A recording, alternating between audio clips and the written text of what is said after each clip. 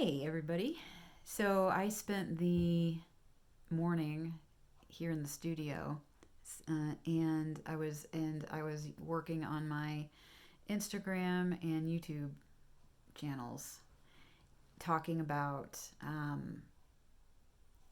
being called to be a light worker or work with the light.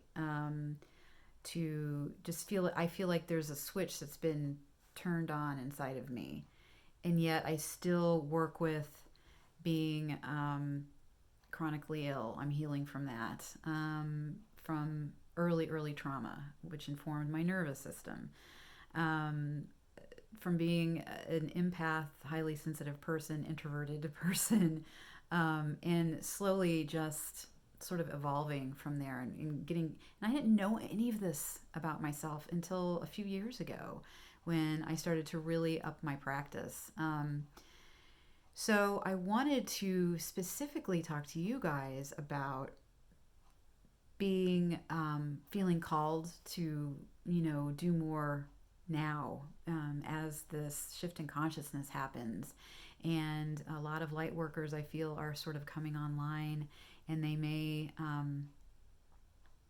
we may not be completely prepared, or for me, here's my story very quickly. um, I will feel very on fire to do something, and I will do it, and then um, I can completely burn out, and then I need to take time to regroup and take care of my body. And so, how I've been navigating that, I thought might be interesting to share, so that if anyone else feels the same stuff, is going through the same stuff, maybe you can benefit. So, um, basically, I listen to my body, and which is something that I needed many years of practice to do. I think as a society, sometimes we can even be trained to override our bodies.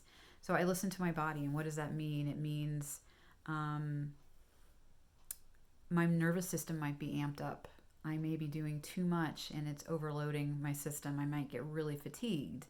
I may not have enough water in my system. So some of the things I do, obviously, we've talked about the scribble a lot. I scribble. I work in my altered book.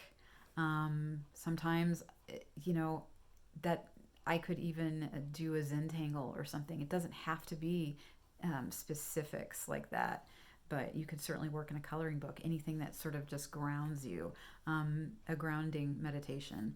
But to be able to discern in your body, like, okay, maybe before you get completely burned out, like, okay, I need to take a break.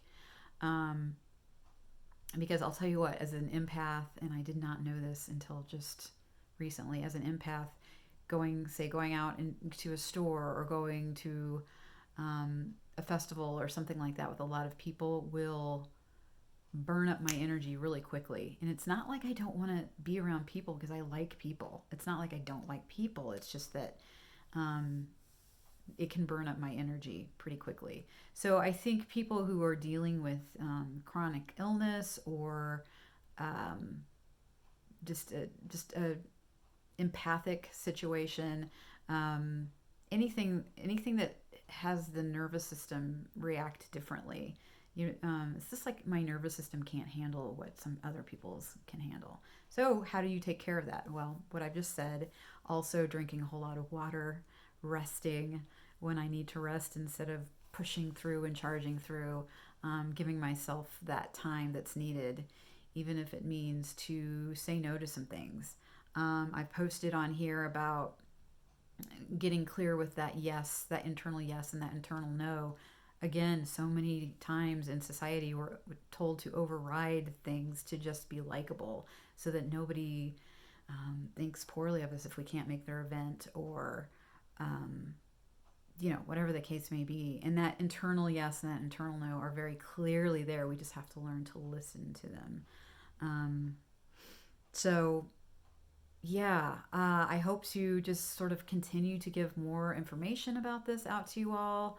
Um, of course, visiting any of my accounts might give you a way to work with me if that feels right for you.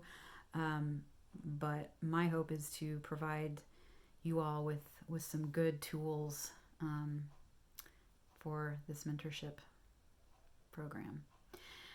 All right. So, yeah, if you have any questions, of course, reach out. Thanks.